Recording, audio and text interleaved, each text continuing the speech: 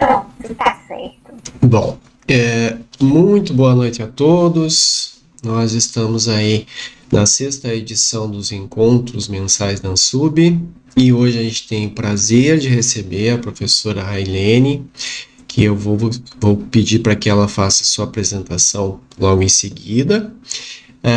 E o tema da apresentação da professora Railene é microalgas e suas aplicações na produção vegetal. Professora Railene, seja muito bem-vinda, obrigado por ter aceito o convite. Temos certeza aí que temos um assunto bastante interessante e, da minha parte, com bastante curiosidade sobre o tema. Tá? Então, eu não quero cometer nenhuma gafe e vou deixar para que você se apresente, tá bom? Boa noite, Fique à professor vontade. Claudimar. Obrigada, obrigada inicialmente pela oportunidade de participar dessa associação, né, a Associação Nacional de Substrato para Plantas. Então, para mim é uma grande satisfação conhecê-los, né, estar aqui neste momento, para falar um pouco sobre microalgas e suas aplicações na produção vegetal. Então, eu sou a professora Railene, sou professora aqui da Universidade Federal de Campina Grande, né?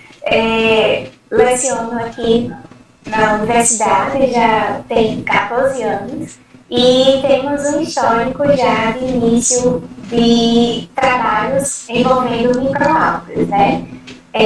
Os trabalhos com microalgas contam com uma parceria muito forte com o Dr. Francialdo, que está aqui presente. Ele é um biotecnólogo, doutor em engenharia de processos e nos auxilia muito, principalmente na composição e na formulação de algumas microalgas para que a gente possa fazer a utilização, tanto na produção vegetal quanto na utilização de microalgas na composição de revestimentos e recobrimentos para frutas com intuito de conservação pós-colheita, né?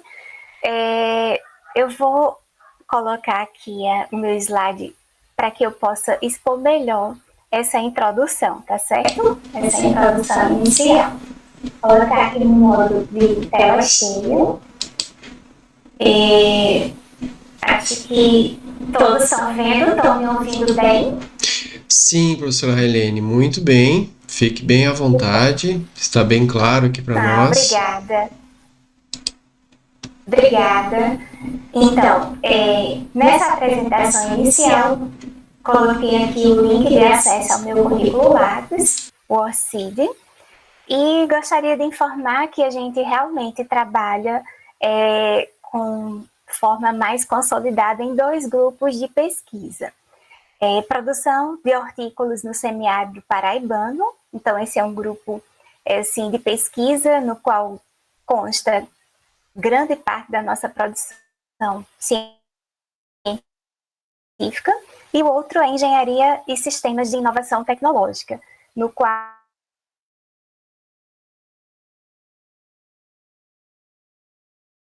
tanto para a produção vegetal quanto com o intuito de conservação de produtos de origem vegetal, né? Então, meus temas trabalhados, né, durante a minha carreira acadêmica são esses: tecnologia do uso de microalgas como bioinsumos, produção e pós-colheita de frutos e hortaliças, embalagens biodegradáveis, armazenamento, qualidade e conservação. Então, a horticultura, né, ela é um ramo muito forte da produção agrícola aqui do Nordeste, especialmente nos estados do Rio Grande do Norte e Ceará. Então, predominantemente, né, na cultura do melão e suas variedades, as principais regiões produtoras e exportadoras localizam-se entre esses 2 estados, né? Então, é empregado nessa região alta a produção de campo e na tecnologia de embalagem e conservação pós-colheita, né? Aqui na região da Paraíba, né, especialmente aqui no Brejo Paraibano, a gente está em um grande cinturão de produção de hortaliças, principalmente nas regiões mais serranas, de maior altitude. Nós temos a empresa bastante reconhecida na região por seus produtos, que é a Hortaliças Sempre Verdes, tem uma grande diversidade de cultivo. Nós tivemos a oportunidade de conhecer essa empresa agora em julho. E também há uma tendência muito forte dentro do ramo de hortaliças de produção de microverdes, que é uma inovação mais moderna na produção de hortaliças, especialmente aplicada para pratos mais refinados da culinária, né? Da gastronomia e culinária. É uma região propícia à produção de flores, tanto com o intuito de ornamentação, quanto também a produção de flores comestíveis, né? A gente, devido a estar em uma região de um clima mais ameno, é uma região que propicia a produção de uma grande diversidade de cultivos, entre hortaliças, flores e algumas fruteiras, onde se destaca o cultivo de banana e a citricultura aqui na região, especialmente a cidade de Matinhas, né, que é denominada a região da citricultura aqui da Paraíba. Então, como começou a nossa história nos estudos de microalgas, né, ou de cianobactérias, né, para a produção de bioinsumos para horticultura. Essa história começou a partir de uma visita também realizada, que surgiu aqui na região do sertão paraibano. Isso aqui já é uma região de clima diferente de onde eu estou no Brejo, mas a Fazenda Tamanduá localiza-se no município de Santa Terezinha, próximo à cidade de Patos, na Paraíba aqui, e distante cerca de 400 quilômetros do litoral da capital João Pessoa, né? Então, tem esse nome devido à presença do tamanduá, muito típico lá na região, e a Fazenda Tamanduá pertence à Mocó Agropecuária. Então, a palavra Mocó deriva-se da época em que havia muito cultivo aqui na região do algodão arbóreo, que era conhecido popularmente como Mocó. Então, denominou-se, primeiramente, a Fazenda Mocó Agropecuária, e na época de 1977 a 1984, era tipicamente a cultura que predominava.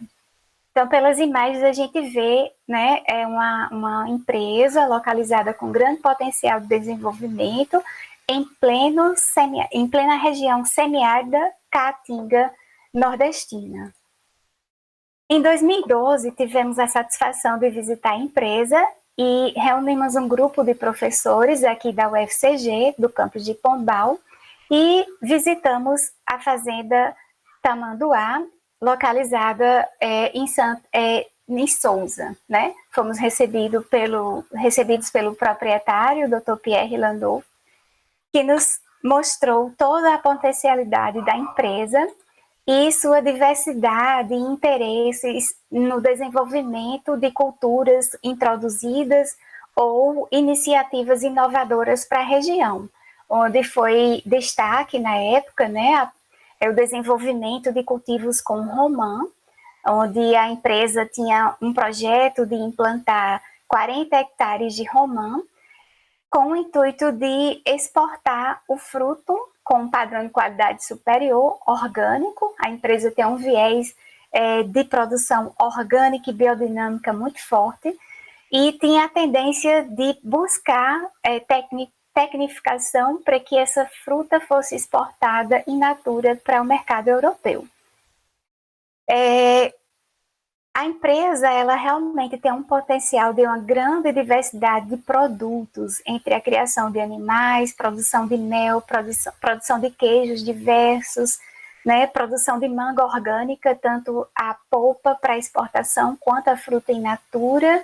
E aqui o nosso ponto de pauta de hoje da nossa fala é justamente a produção de espirulina da empresa.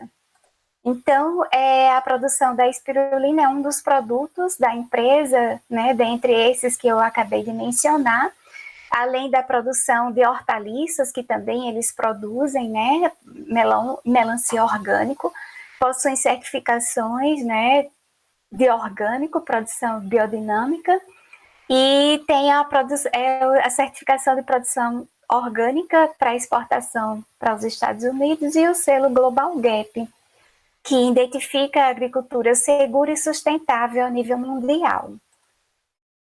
Aqui temos as áreas de produção de espirulina, né, que são em tanques abertos. Esses tanques eles são controlados, né, com uma alimentação como se fosse um cultivo hidropônico, controle muito rigoroso de nutrientes, minerais, pH da água, aeração, para que haja um favorecimento de produção da biomassa.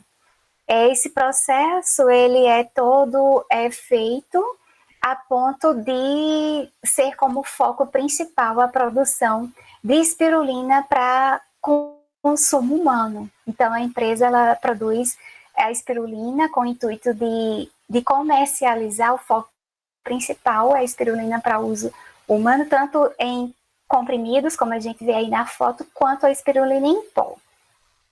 E aí tem a diversidade de produtos de espirulina que a empresa possui com sua marca própria, totalmente orgânica e certificada.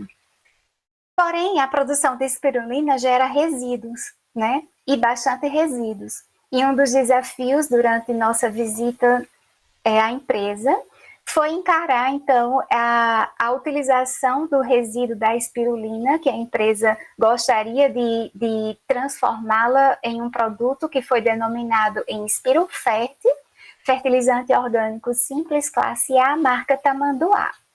Então, nós começamos os nossos trabalhos com microalgas, com o resíduo da espirulina, né, da empresa. De antemão, precisamos saber a composição da espirulina para identificar potencialidades desse material para a produção vegetal. E aí conseguimos um laudo realmente da composição de características organolépticas, características físico-químicas, que realmente nos favoreceu a ter a hipótese de que esse material fosse promissor para uso na produção de hortícolas. Então, realmente, a espirulina é um material rico em cálcio, né? Então, a gente sabe que o cálcio é extremamente importante na estruturação dos tecidos, né? Na resistência, em vários aspectos estruturais de formação dos tecidos vegetais. A espirulina também constitui em uma grande quantidade de ferro, que é necessário, então, na produção vegetal para inúmeras funções, como fotossíntese, respiração, fixação de nitrogênio, produção de hormônios, né? Produção de DNA, etc.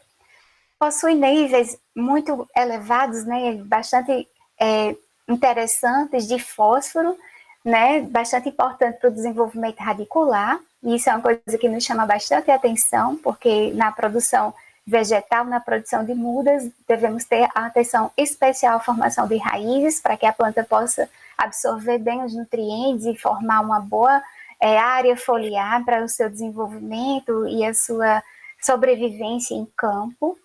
E níveis muito bons e bem apreciados de potássio, né, que é bastante importante na translocação de nutrientes para a célula vegetal.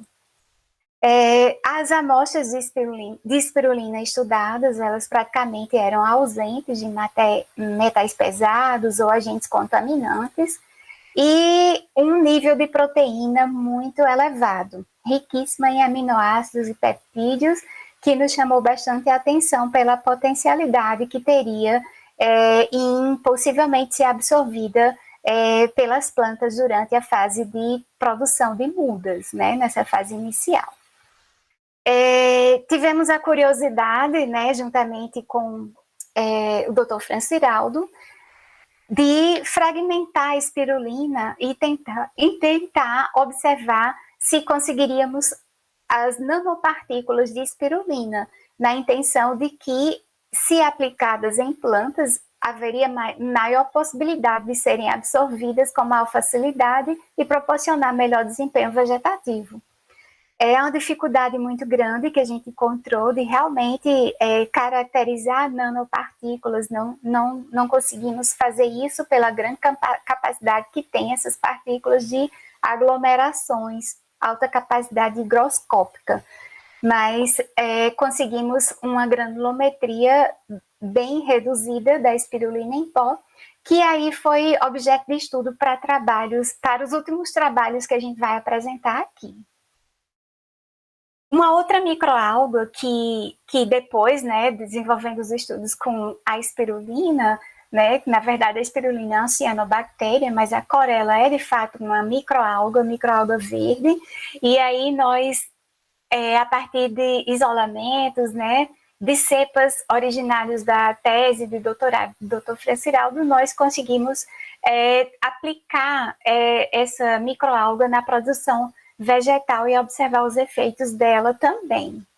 Então, é muito promissor também o uso da chlorella, por seus elevados níveis de proteína também, né? Tem elevadíssimos níveis de cálcio, né? Enxofre, que em níveis satisfatórios, eles estimulam o ciclo do nitrogênio, o metabolismo do nitrogênio nas plantas, quantidades satisfatórias de ferro, fósforo, magnésio, potássio. Então, tudo isso nos levou a crer que haveria potencial de também estar testando a chlorella na produção vegetal, né? Um material também riquíssimo em aminoácidos, né, como o ácido glutâmico e a arginina, que são os principais destaques aqui que a gente pode mencionar. Vamos agora partir para o nosso histórico de pesquisas realizadas com esses materiais, né?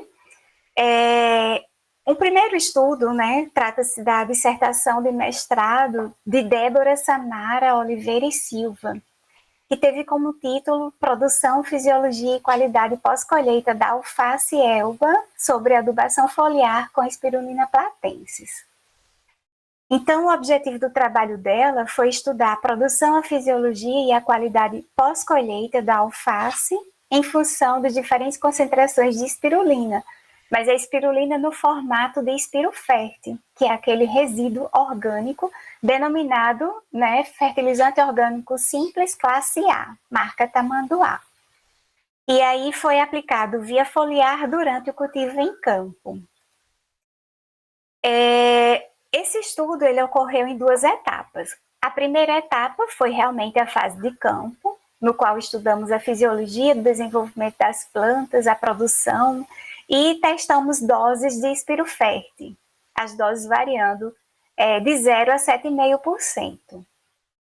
Quando fizemos a colheita, tivemos a curiosidade de observar essas plantas de alface quanto ao comportamento em termos de qualidade no momento da colheita e 24 horas após a colheita, em um ambiente climatizado aqui, né, em torno de 26 graus.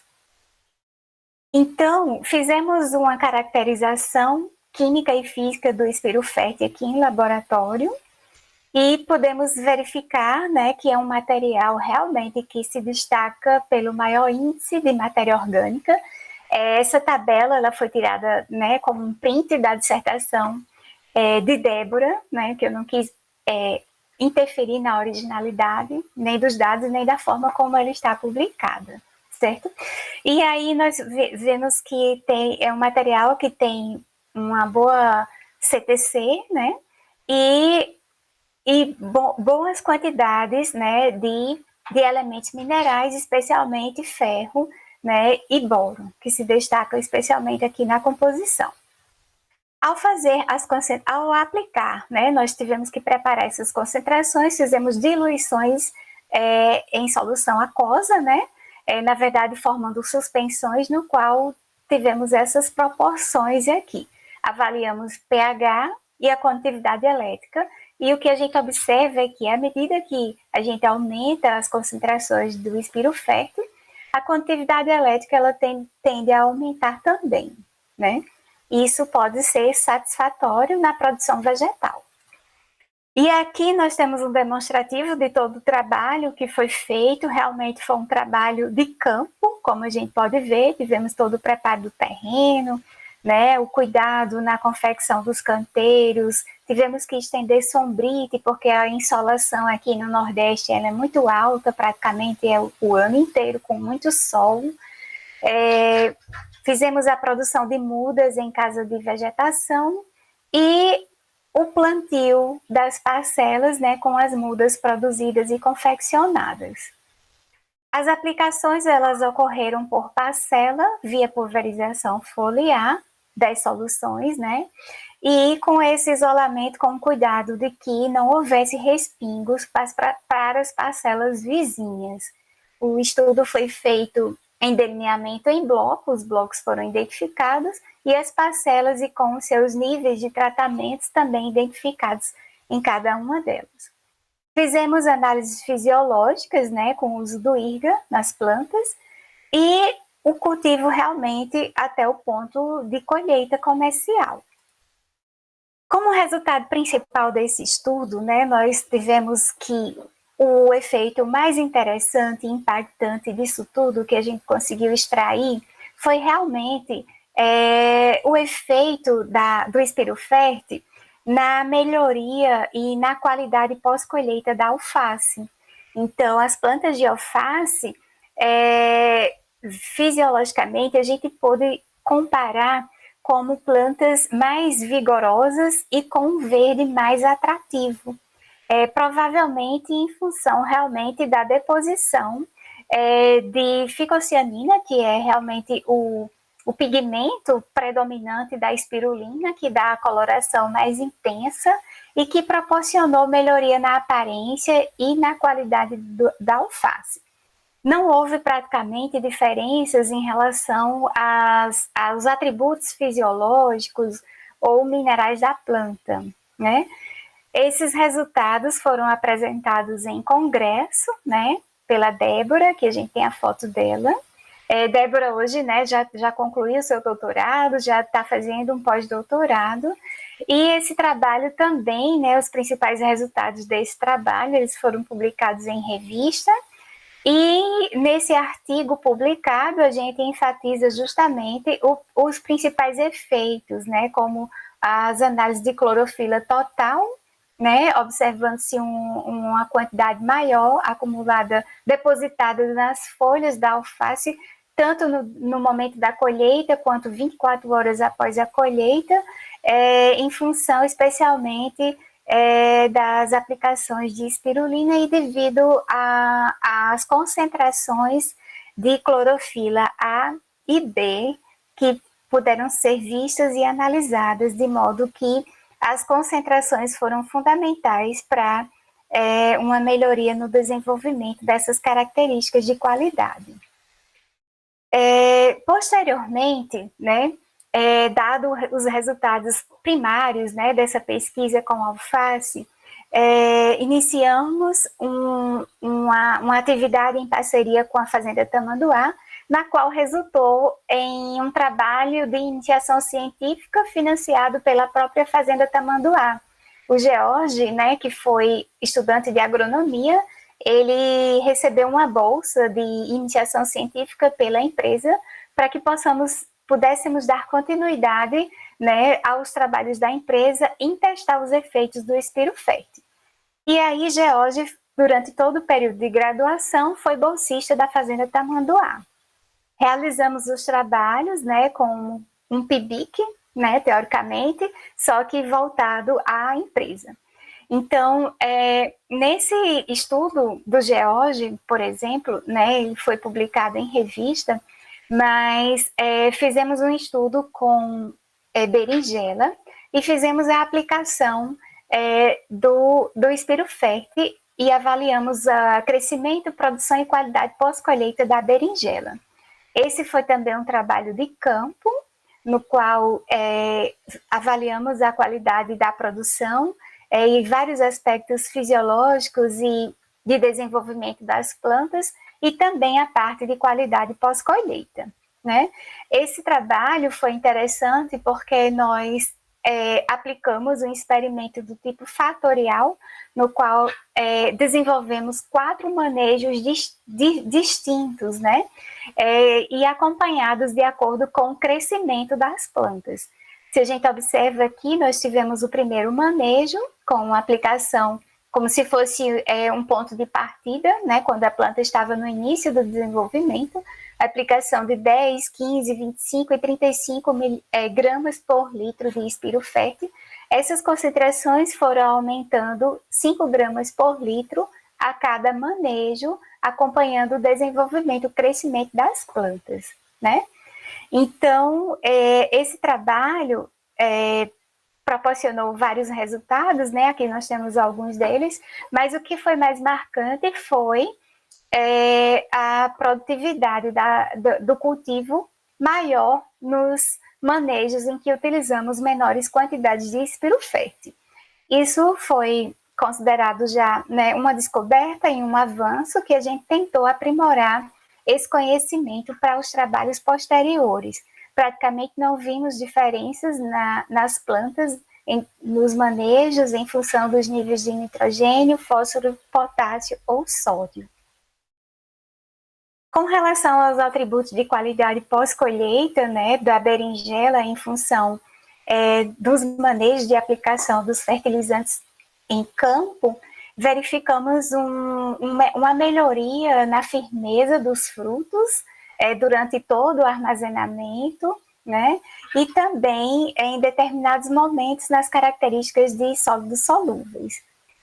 Aqui nós temos o George, né? Hoje agrônomo da Fazenda Tamanduá, e está nos assistindo, né, George? E ele é um dos responsáveis também pela produção de microalgas e um gestor de toda a parte de produção da empresa.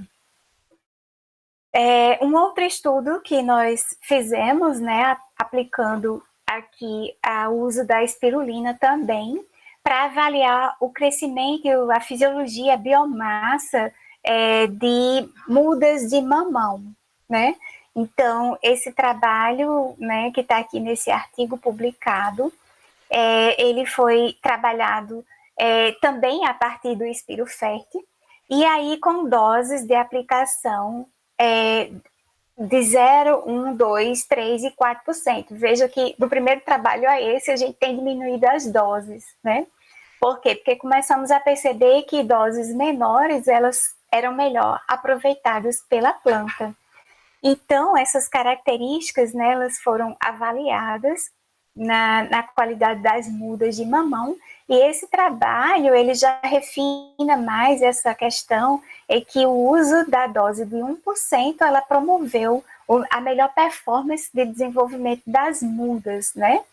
E a melhor eficiência, né, na capacidade de uso da água das sementes, que foi um atributo fisiológico que foi avaliado.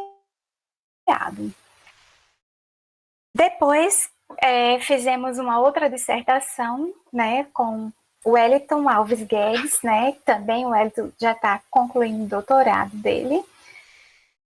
E esse trabalho, ele já foi com o intuito de avaliar aqui, nesse caso, não o espiroferte, mas sim a espirulina platensis em pó, marca Tamanduá, a mesma espirulina usada para o consumo humano. Então, como percebemos que quantidades menores eram mais eficientes, então por que não testar com um produto mais purificado para que a gente pudesse ter um efeito mais consistente, né, com menos impurezas, com moléculas mais, quem sabe, partículas menores, isso pudesse dar algum efeito. Então, nesse trabalho, testamos não só via foliar, como os outros, mas aqui já testamos via solo e via foliar, na produção de mudas de mamoeiro. Então, fizemos esse trabalho em 2 capítulos, né? O primeiro foi a aplicação via solo e o segundo, aplicação via foliar. Os experimentos, né, eles foram conduzidos em casa de vegetação. Também fizemos o acompanhamento do desenvolvimento dessas mudas em função das doses aplicadas ao longo do desenvolvimento dessas plantas em casa de vegetação, né? Aplicamos essas doses 5 vezes em intervalos de 7 dias, né?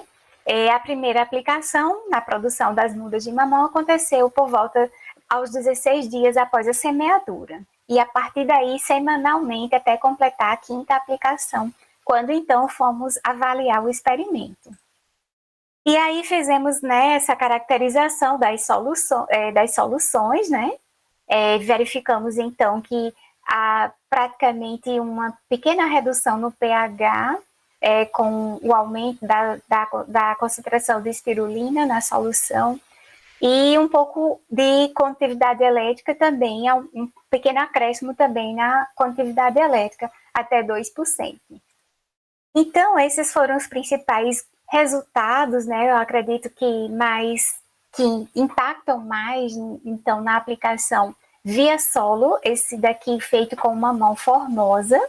Então, a gente vê que a 1,6% de espirulina platensis, esse quadradinho aqui está revelando na maioria das retas, né, que na verdade foram retas crescentes do efeito, mas há um destaque, uma tendência de um destaque para a dose de 1,6 no crescimento. Na fitomassa, na verdade, quando a gente verifica o desenvolvimento da planta em relação ao número de folhas, diâmetro do caule, altura das plantas e a área foliar especialmente, certo? Esse estudo foi da mesma forma repetido com o mamão papaya. E, novamente, conseguimos verificar esse fenômeno. A dose de 1,6%, ela tende a ser mais eficiente na fitomassa da planta, quando a gente começa a avaliar todas essas características de crescimento e desenvolvimento. Então, a gente começa a ter essa hipótese de que realmente uma dose abaixo de 2% aplicado via solo da espirulina em pó, ela pode ser promissora realmente para a melhoria do desenvolvimento das mudas de mamão, tanto formosa quanto papaya. A aplicação via foliar no mamão formosa, ela já não é tão nítida como foi via solo, como a gente viu nos gráficos anteriores, né? Isso nos dá uma certa, assim, preocupação para uma continuidade em um estudo mais aprofundado, porque as linhas, elas não são claramente definidas, né? Mas há uma suposição de que realmente as doses mais baixas, elas são mais promissoras ao melhor desenvolvimento. A aplicação dessas mesmas doses, né, no experimento, repetidamente com mamoeiro papaya, via foliar, já define um pouco melhor esse aspecto. Então, se a gente começa a perceber 0,4%, essa bolinha aqui, né, vazada, ela nos indica já um destaque maior para as características de fitomassa, desenvolvimento da parte aérea da planta, indicando que, especialmente no mamão papaya, a dose abaixo de 2% via foliar, né, próximo a 0,4%, ela se torna mais eficiente. Esses trabalhos, né, eles resultaram em algumas publicações, como essas que a gente está vendo aqui, né, de alguns artigos. E outro estudo também, né, ele foi desenvolvido com o uso de microalgas, e aqui nesse trabalho a gente trabalha com a produção de mudas de romão, né? Já que a Fazenda Tamanduá tinha, né, a expectativa de trabalhar realmente a tecnologia para o desenvolvimento da cultura da romanceira. Então veio a ideia da gente tentar viabilizar uma melhoria na propagação com o uso de microalgas. Então, o trabalho do Fernando Antônio de Lima Gomes, né? Fernando também, que já está terminando o doutorado, já está empregado também na UFPB. Ele avalia especialmente a morfofisiologia das mudas, né? Quando tratadas, nesse caso aqui, foi quando a gente realmente tentou fragmentar as microalgas, tanto a chlorella, a cenedesma e a espirulina a nanopartículas, né?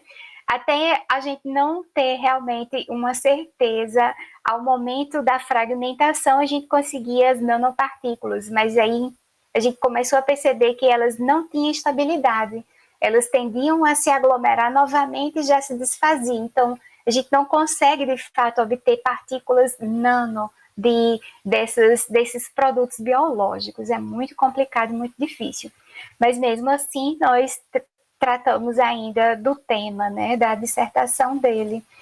Então, o Fernando tem aqui o trabalho, né, que foi conduzido em casa de vegetação, em vaso, né?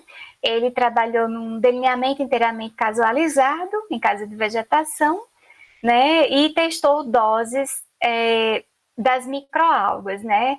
Espirulina e cenedesmos, variando de 0 a 0,15%, porque eram partículas muito, muito, muito pequenas que a gente trabalhou.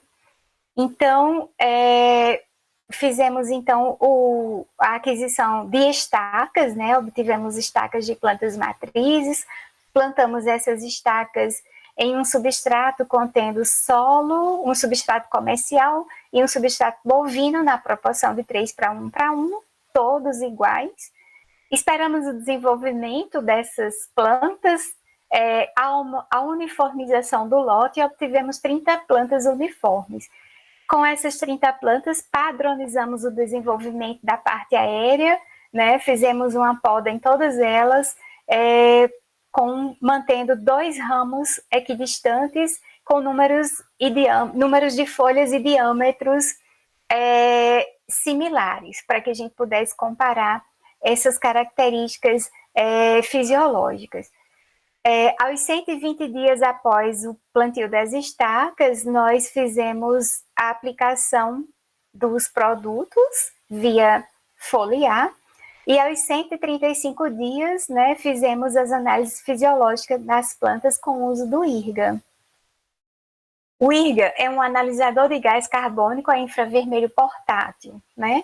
Então, ele é bem completo para essa parte de fisiologia, realmente, os efeitos da planta, de fato. Dessas soluções, né, desses materiais que nós tivemos, nós fizemos a análise do potencial hidrogeniônico e da condutividade elétrica, né?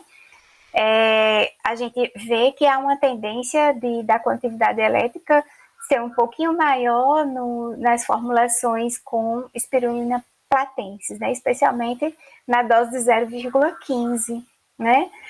Embora em cenedesmo a condutividade elétrica seja mais equilibrada entre as porcentagens de soluções, né? Não havendo grandes diferenças nos pHs.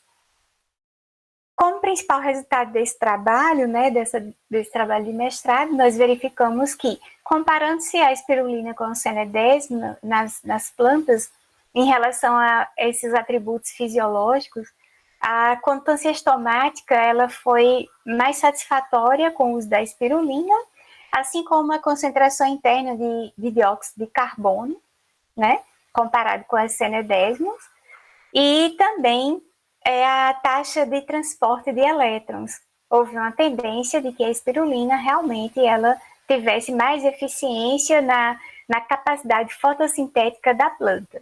Então, esse trabalho ele nos dá um indicativo de que é promissor o uso dessas partículas diminutas, né, em quantidades bem pequenas, aplicadas como realmente um bioestimulante vegetal no metabolismo da planta, no qual ela possa ser mais capaz de ter melhor desempenho fisiológico e, com isso, ter melhor produção de fotoassimilados.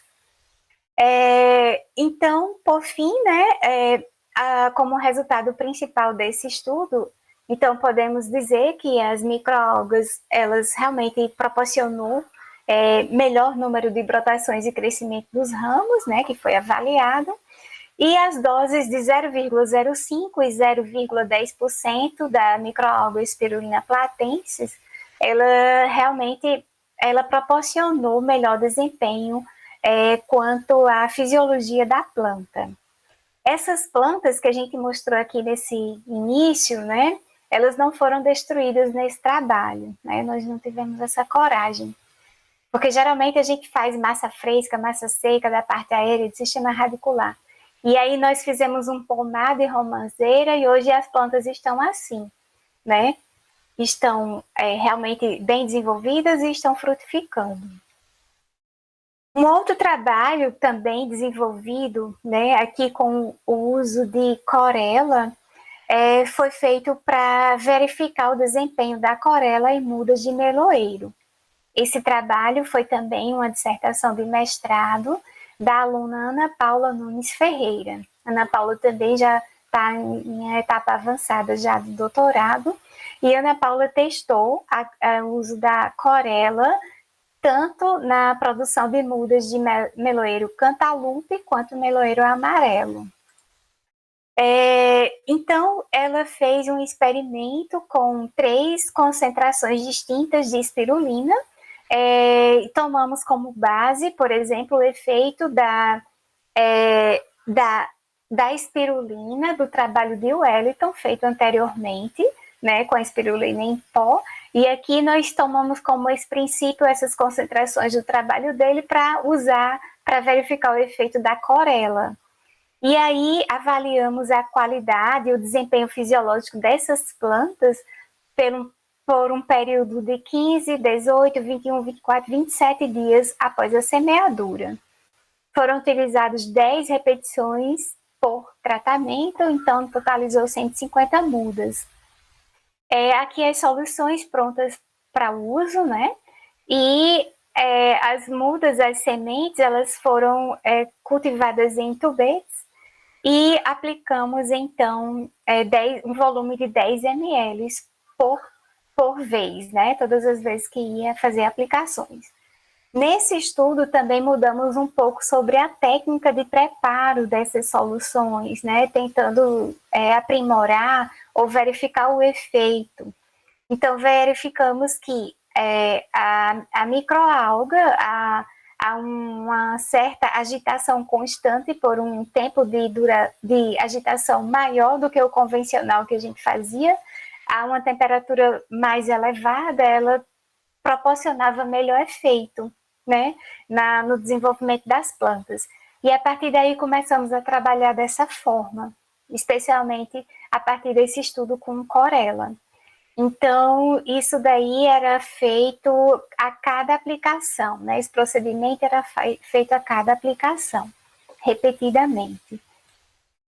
E aí podemos perceber no meloeiro cantalupe, se vocês observarem as imagens, nitidamente, as mudas que não receberam o produto, né, a clorela, elas têm menor diâmetro e menos sistema radicular, assim como menor desenvolvimento da área foliar. As aplicações a 0,8% ou 1,6% proporcionaram maior volume de raiz, melhor desenvolvimento do sistema radicular, e isso é muito importante para a manutenção e sustentabilidade de toda a formação da parte aérea da planta. Esse trabalho, ele está claramente apresentado nos dados, né, no qual a gente vê que as quantidades de espirulina, ou de clorela, desculpem, tanto a 0,8% quanto a 1,6% foram realmente importantes para o desenvolvimento de toda a fitomassa da planta. Mais informações a respeito da produção de mudas de melão cantalupe com uso de clorela. Aqui a gente tem a massa fresca da parte aérea, então a gente vê um efeito nítido das doses de 1,6, desculpem, e 0,8%, né, em todos os gráficos, né, de massa, tanto da massa fresca da parte aérea, quanto da raiz, quanto total. E ainda temos aqui a massa seca, né, em concordância com a massa fresca, com a mesma tendência de resultados, e o índice de qualidade de Dixon, no qual ele realmente ele comprova que a dose até 1,6 ele melhorou realmente o desempenho das mudas, a qualidade das mudas, né, e aqui em função do tempo. No melão amarelo, né, a espirulina, ela repetia um efeito, ou a espirulina não, desculpe, a clorela, ela repetia um efeito semelhante, né? Se você começa a observar que nós colocamos já todas as repetições por tratamento, tentamos montar aqui essa figura, mas se vocês observam que há uma maior uniformidade das plantas quando se aplica 0,8 ou aqui é 1,6%, tá? Eu esqueci de colocar na verdade é 1,6%, né? E isso também é confirmado pelos dados, né? Você vê essa nitidez nas retas, né, de regressão, no qual as doses de 0,8 ou 1,6 elas são nitidamente superiores à ausência da aplicação da microalga. Esse efeito semelhante ao meloeiro cantaloupe, né, a gente pode ver que mantém-se a tendência de melhoria na qualidade das mudas e todo o desenvolvimento da fitomassa da parte aérea. Enfim, como conclusão desse trabalho, a gente vê que, né, é promissor realmente o uso da clorela na produção vegetal, na fase de produção de mudas. Aí, então, em 2023, esse trabalho, né, ele é recente, né, Tâmara, ela defendeu a dissertação agora em julho, né, e aí, curiosamente, né, tivemos a vontade de verificar em um trabalho, que foi esse, a influência do tempo de estocagem desses produtos em prateleira, né, diante do trabalho de Ana Paula, no qual tivemos que preparar cada solução para aplicar isso, a gente verificou um trabalho bastante grande, né? Em termos assim de, digamos assim, praticidade. E aí pensamos, será que se preparar a solução, guardar e ir aplicando com o tempo, ela perde algum efeito na qualidade, ou seja, no uso?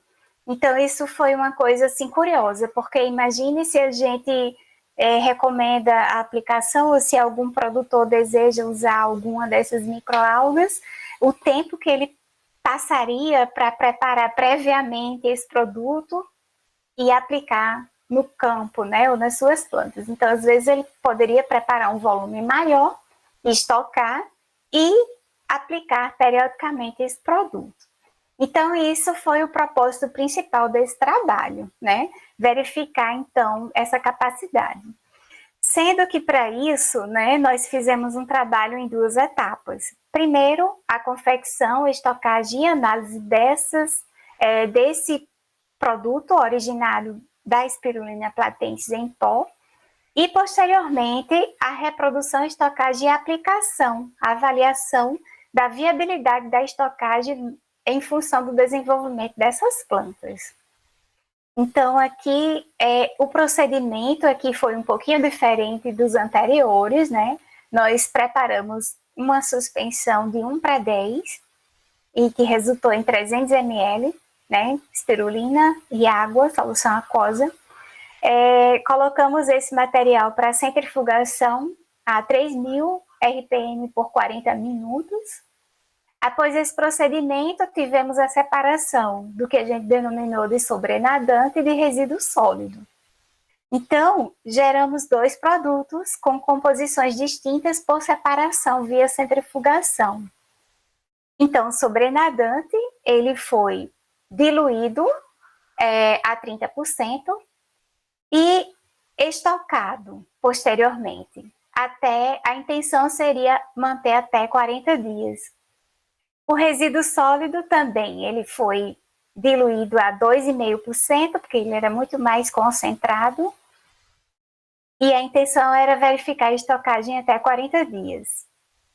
Desse resultado aqui, né, cada um desses procedimentos, esse procedimento foi repetido 4 vezes, de igual forma, para que a gente pudesse ter credibilidade no resultado que a gente vai apresentar.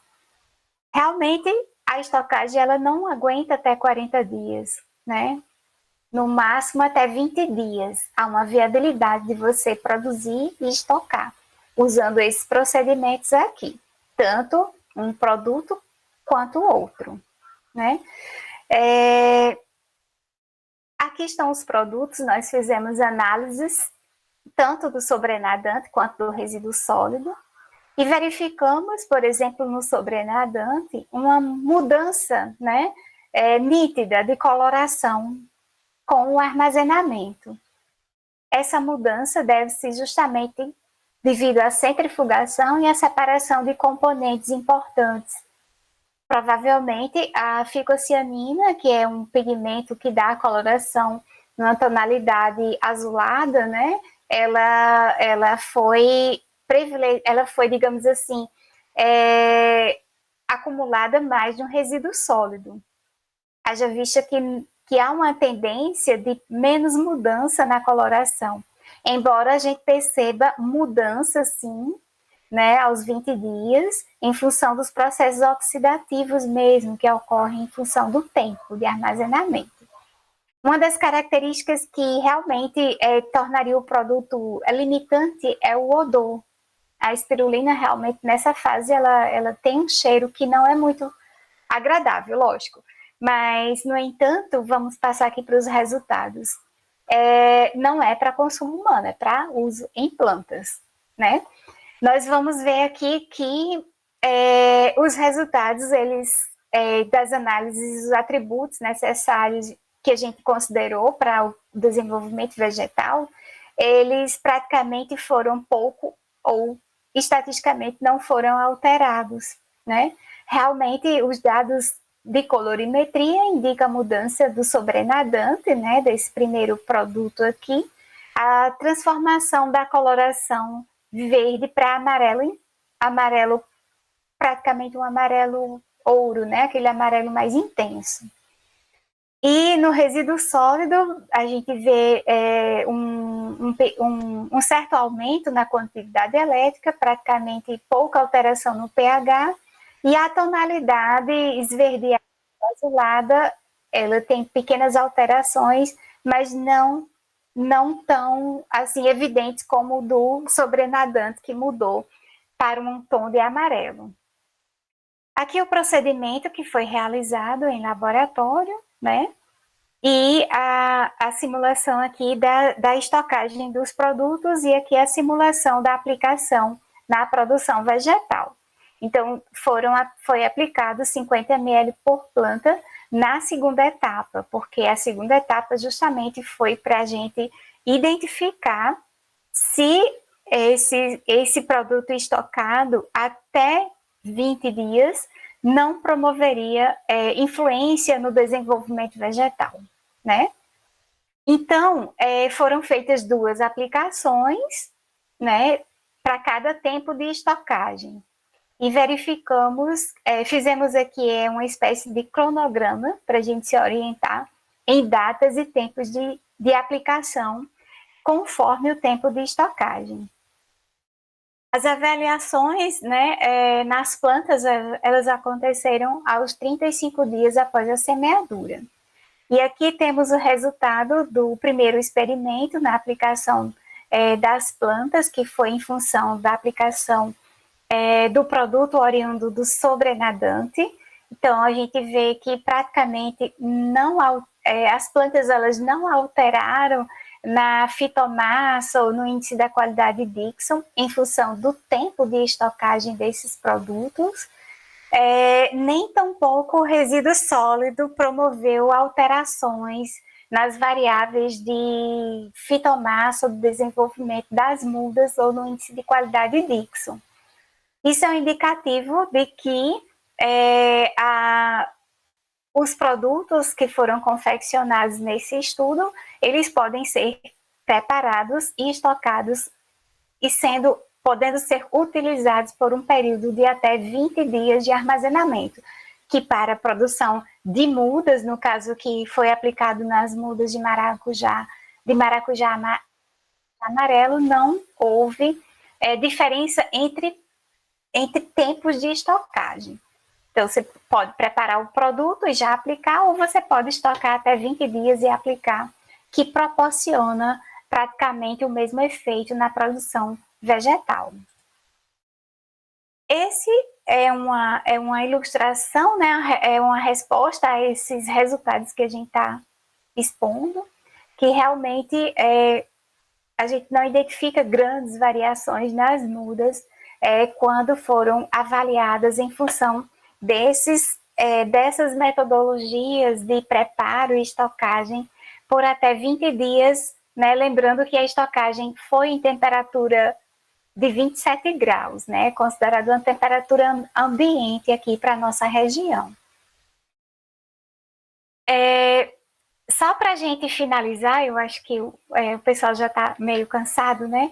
Mas é uma outra abordagem da utilização das microalgas, tanto chlorella, senedésimo e a espirulina, né? Nós temos o envolvimento desse estudo também na parte de alimentos, né? Nós trabalhamos muito com a utilização de microalgas na composição de revestimentos comestíveis, no revestimento, na formação de filmes, com o intuito de agregar valor ao produto e também no intuito principal de conservar esse produto após a colheita. Então, temos trabalhos com frutas diversas, lógico que eu não vou abordar esse tema, que já seria, por exemplo, uma outra palestra nesse sentido, mas temos resultados já publicados, por exemplo, com o uso de chlorella em revestimentos, em esponjas, né? Em microalgas e revestimentos na conservação, por exemplo, de tomate pós-colheita, romã, né? Formulações em revestimentos de romã na melhoria da qualidade pós-colheita e também aqui na composição e revestimento comestível para conservação pós-colheita de goiaba paluma e mais recentemente, né, essa dissertação de mestrado aqui, que será defendida dia 25 de agosto, também de forma online, por nossa discente, né, Kaline. Kaline, ela desenvolveu um filme, né, um filme totalmente biológico, eu diria que até vegano, porque todos os constituintes são de origem vegetal. E aí ela testou em também. Tratamento 1 é um filme formulado com matriz, uma matriz de polissacarídeo sem microalga. Tratamento 2 é uma matriz contendo espirulina. Tratamento 3 contendo senedésmos. Tratamento 4 contendo chlorella. Tratamento 5 é o filme de PVC sintético convencional que a gente encontra no supermercado. E o tratamento 6 é frutos mantidos nas mesmas condições, sem nenhum envolvimento por filme. Esses tratamentos foram acondicionados em câmara climatizada a 10 graus e avaliados quanto à qualidade. Então, pessoal, era isso que eu teria para apresentar para vocês, né? Eu me mantenho à disposição de todos. Gostaria de informar que eu atualmente atuo no Centro de Tecnologia e Recursos Naturais, no CTFI. Estou na unidade acadêmica de Engenharia de Alimentos, né? E estou aí colocando o meu e-mail, o telefone, o contato, o telefone do meu ambiente de trabalho. Gostaria de agradecer também o apoio da Fazenda Tamanduá pela iniciativa e a necessidade de desenvolvimento de todas essas tecnologias que a gente abordou. Agradecer a CAPES pela parceria, principalmente com os trabalhos que foram desenvolvidos nas pós-graduações em horticultura tropical e em sistemas agroindustriais da UFPQ. E agradecer ao CNPq pelo apoio no desenvolvimento das pesquisas.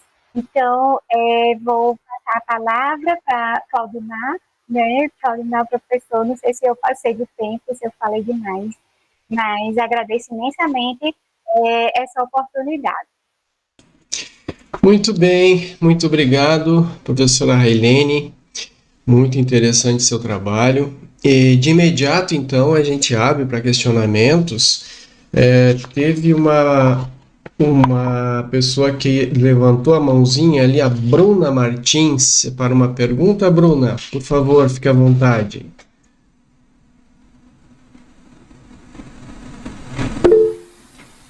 Ah, ok. Bom, então eu vou. O pessoal, se quiser se inscrever, por favor, fique à vontade aí. Eu gostaria de lhe perguntar o seguinte, professora Helene, diante dos resultados que foram apresentados, a gente fica logo perguntando qual seria a viabilidade econômica dessas aplicações. Pelo que eu entendi, o propósito inicial foi aproveitar um certos subprodutos da produção da espirulina, né? Mas posteriormente isso partiu para o uso da própria espirulina, correto? Isso. E então a minha primeira pergunta aqui seria essa, né? O que nós despenderíamos de recurso e o que isso nos traria, né? De vantagem econômica no caso da aplicação. Obviamente que o seu trabalho tem todo um viés fisiológico, enfim, mas a gente já pensando lá no final, né, dessa pesquisa. Por favor, professora Railene. Isso, professor Claudimar, essa pergunta, né, ela sempre fica a nos interrogar, né? Uma das coisas, assim, que nos chama a atenção é quantidades bem pequenas, né, que são utilizadas, e isso pode tornar viável a utilização. Especialmente, assim, para cultivos de menores portes, às vezes, cultivos em casa de vegetação, cultivos, às vezes, até a gente nunca testou, mas uma coisa que eu gostaria de ter a oportunidade de testar seria o uso na hidroponia, para ver como é que isso se comporta, porque assim, não são volumes grandes, são quantidades bem pequenas, e isso dá uma diferença muito significativa, sabe, no desenvolvimento das plantas. Cultivos de microverdes, como a gente falou, eu acredito que a gente estaria promovendo, né, é uma hipótese, né, não estou afirmando, seria algo a investigar, um alimento, digamos assim, um pouco mais biofortificado, entende? Pelas características da planta, eu teria que fazer análise mais investigativa sobre isso, análises mais aprofundadas de aminoácidos, com componentes específicos e como essa hortaliça está sendo beneficiada. E como a gente pode converter esse investimento em lucratividade, porque tem esse viés nutricional muito forte. Eu sempre me preocupo muito quando a gente pensa em hortaliça, porque na verdade é um alimento, né? Agora que eu estou na engenharia de alimentos, assim, trabalhando com conservação de vegetais in natura, eu me coloco numa posição de que eu necessito continuar com a produção vegetal. Por quê? Porque, por exemplo, se eu vou produzir microverdes, eu tenho que produzir um alimento competitivo ao mercado. Então, ele tem que ter um diferencial. Como eu consigo isso? Muitas vezes eu consigo durante o meu manejo de produção. Após colheita é apenas um elemento que vai promover a conservação do que eu consegui lá na fase de produção. Então, é algo assim para a gente investigar ainda mais. E quem sabe um estudo mais avançado de viabilidade econômica para a gente poder fazer uma correlação entre quantidades utilizadas, digamos assim, números de aplicações e o retorno disso em termos de qualidade, digamos assim, do vegetal, seja para a produção de mudas, ou da hortaliça em termos de um alimento biofortificado, um alface, um couve, né? Às vezes algo desse tipo, entende? Então, assim, minha preocupação é a mesma que a sua também, eu não saberia te responder. Mas eu sei que, por exemplo, a espirulina hoje, se a gente for pesquisar aí, pela internet, a espirulina marca tamanduá. Eu tive essa curiosidade de pesquisar antes da gente se encontrar hoje. Ela custa, tá aí, 200 gramas, R$ 89, né? Pesquisei também a Corella, tem várias marcas e tipos e tudo. Mas se você procura um produto que você acredita que é um pouquinho mais puro, é nessa faixa também. Então, é mais ou menos isso. Então, assim, se a gente usa quantidades tão pequenas, 200 gramas, dá para usar muito, muito mesmo. Né? Então, teria que ver uma questão de viabilidade, de custo-benefício, nesse caso. Né? Um tema para uma nova investigação. Perfeito, perfeito. Bom, a senhora já mencionou parte da minha segunda pergunta aí, que seria, diante de uma aplicação numa concentração tão baixa, né, o que realmente contribui para a melhoria no desenvolvimento da planta, para a melhoria na qualidade de alguns frutos que foram colocados aí, no caso da berinjela, né, e até mesmo, né, no aspecto da folha da alface, né, como foi falado, qual seria a contribuição? Nós temos aí elementos químicos, nutricionais, nós temos provavelmente aminoácidos, né? É nessa linha, mais ou menos, que o grupo conclui esse efeito positivo? Perfeito, isso mesmo.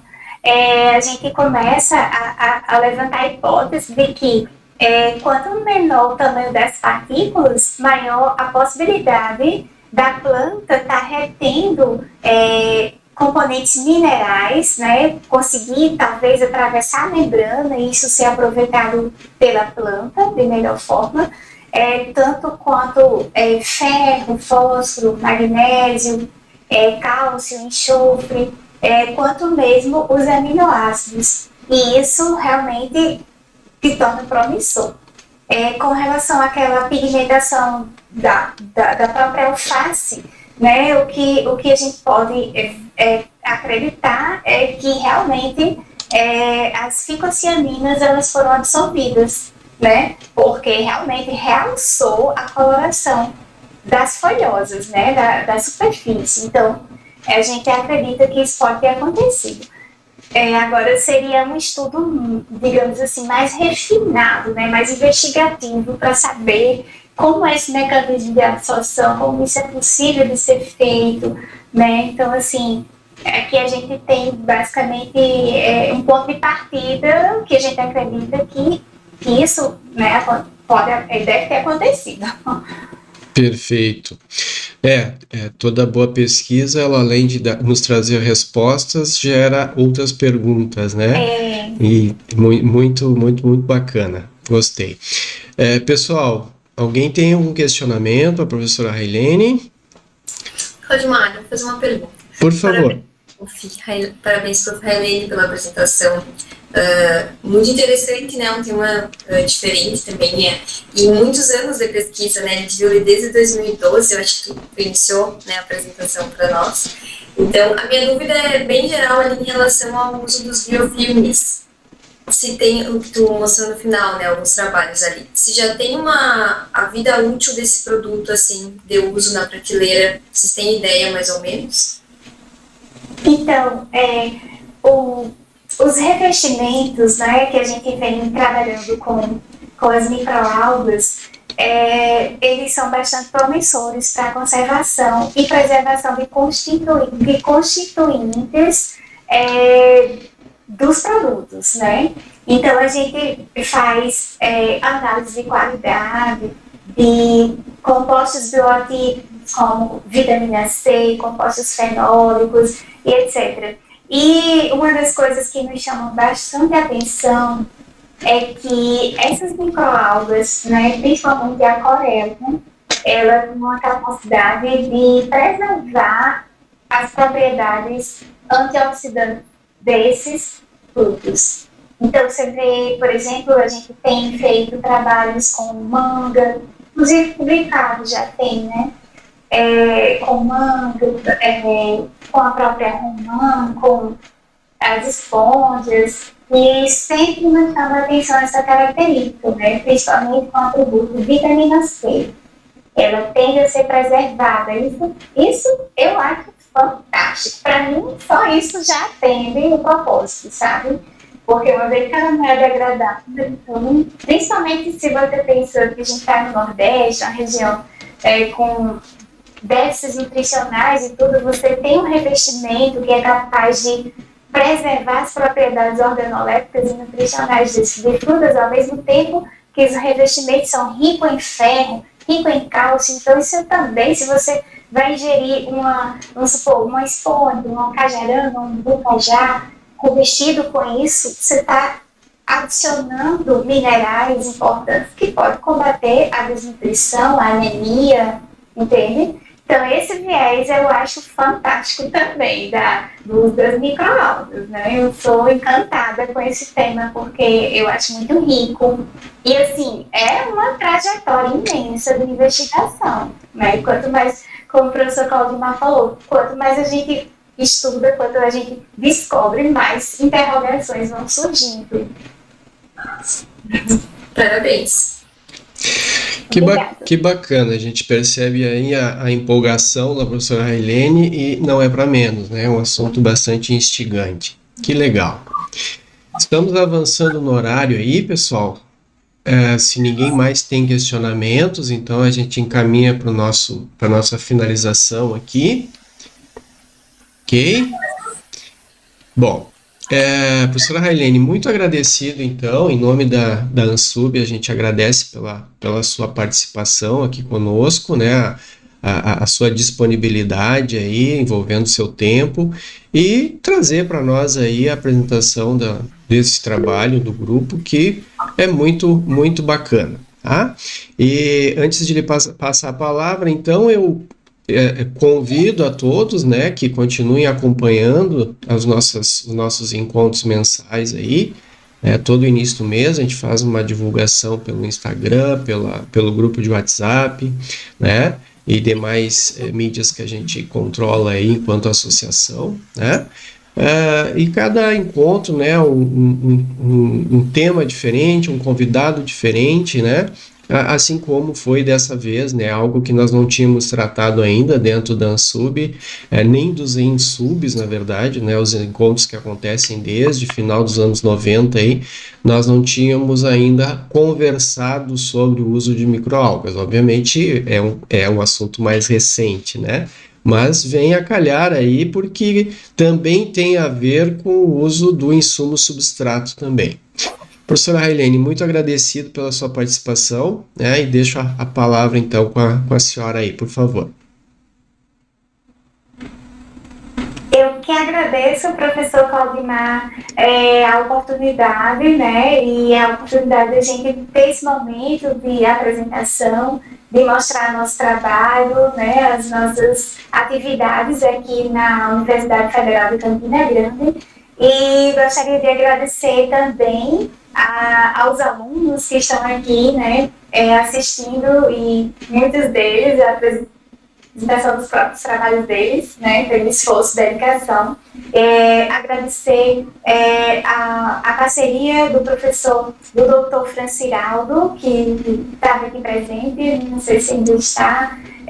Agradecer especialmente a Fazenda Tamanduá, né, George, né, que acredito que estava aqui, que leve nossos cumprimentos e agradecimento aos dirigentes da Fazenda Tamanduá.